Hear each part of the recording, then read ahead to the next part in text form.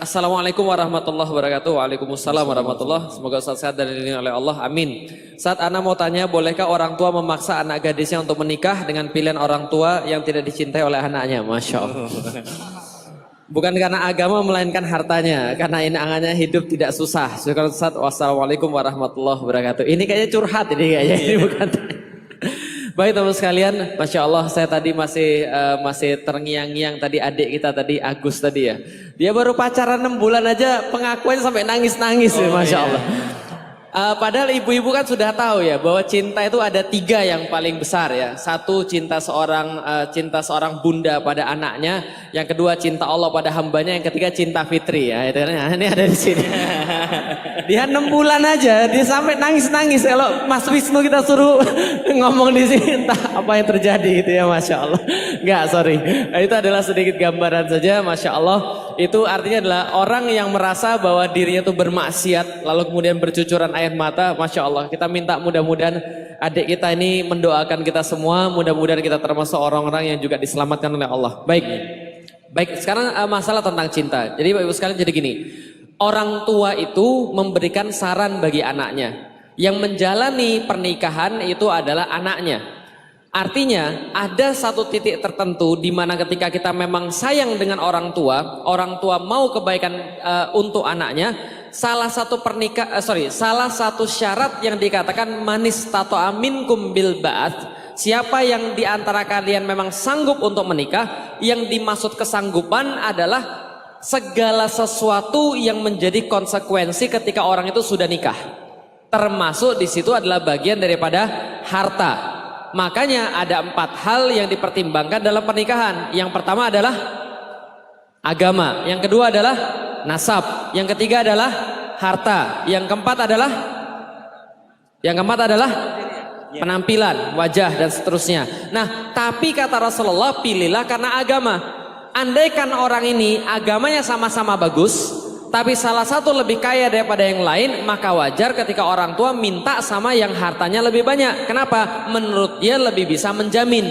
Tapi kalau andaikan semua pertimbangan ini dilihat daripada agamanya, yang punya harta tapi tidak punya agama, lalu kemudian menyerahkan pada orang yang tidak punya agama, ini sama saja bunuh diri. Lah kenapa? Karena pernikahan itu tidak cukup karena harta. Oke, coba lihat teman sekalian. Siapa yang masih jomblo angkat tangan? Yang masih jomblo? Yang masih jomblo angkat tangan? Oke, sana saya tanya. Yang laki-laki dan yang perempuan, saya mau tanya sama perempuan. Mau yang setia atau yang mau yang selingkuh? Benar. Laki-laki selingkuh banyak atau tidak? Berapa persen? 100. Berapa persen? 100%. Kenapa cowok-cowok banyak selingkuh? Karena memang cowok-cowok pengen untuk punya lebih daripada 1. Maka ketika diteliti berapa persen cowok mau selingkuh, jawabannya adalah 3 di antara 2 laki-laki mau selingkuh. Paham Ibu sekalian?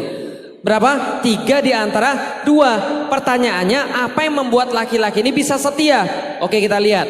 Pertanyaannya, apa yang membuat laki-laki bisa setia? Contoh misalnya, istri yang cantik. Pasti nggak kalau istrinya cantik lantas laki-laki setia? Belum tentu. Artis-artis cantik atau tidak? Cantik. Banyak nggak yang selingkuh? Banyak. Berarti cantik cukup atau tidak? Nggak cukup. Kalau andaikan harta itu bisa menjamin pernikahan, maka orang kaya pernikahannya semuanya sukses. Tapi apakah orang kaya yang menikah semuanya sukses? Belum tentu. Makanya pertimbangan paling utama adalah agama. Kalau ada orang tua punya pertimbangan yang lain, negosiasi. Pahamkan mereka. Gimana caranya? Contoh sedikit. Saya pas mau nikah, saya kasih kemudian foto calon istri saya pada ibu saya. Ibu saya nggak mau terima, nggak mau pokoknya. Lah kenapa? Alasannya 2. 1, dia bukan orang Cina. 2, dia kerudungan. Berarti ini pertimbangan agama atau tidak?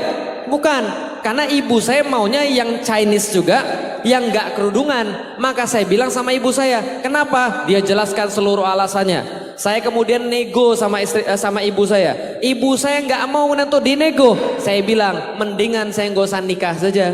Lah kenapa? Karena kalau saya nikah dengan tidak yang satu keyakinan, tidak yang satu visi, maka ini sama saja pernikahannya jadi masalah. Lah kenapa? Karena pernikahannya tidak satu visi. di Amerika, ketika saya datang ke Amerika, banyak pernikahan yang gagal gara-gara apa?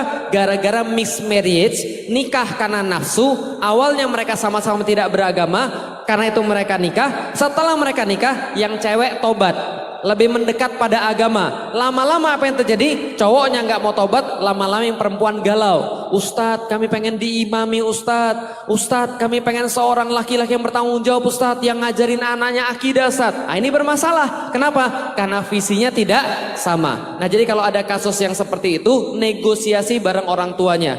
Dan jangan dengan cara yang kasar. Kebanyakan kita dengan cara yang kasar, datang pada orang tua. Ibu tahu tidak, yang benar itu adalah berdasarkan agama, bukan berdasarkan harta. Ibu matre ya, kalau matre masuk neraka, lah matilah kita.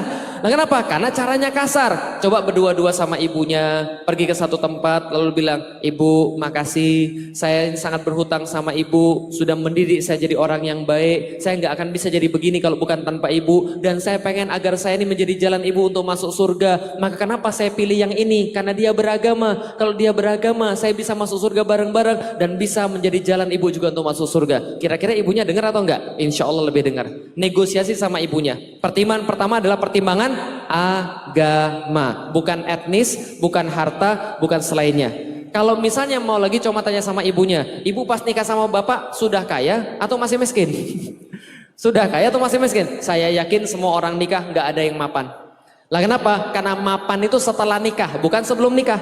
Makanya kalau jomblo-jomblo nggak akan ada yang sakinah. Karena sakinah itu datangnya daripada Allah. Setelah pernikahan, baru sakinah. Maka kalau ada seorang jomblo, cewek nanya, Ustadz kami pengen cowok yang mapan. Yang mapan, ada nih, yang di depan nih, mapan semua. Wah, bagus sekali ya. Karena sudah nikah. Kalau jomblo tuh nggak mapan, goyang terus dia. Wah, bagus sekali ya. Nah, kenapa? Karena belum nikah, belum litas kunu ilaiha. Wallahualam bishawab. Assalamualaikum warahmatullahi wabarakatuh.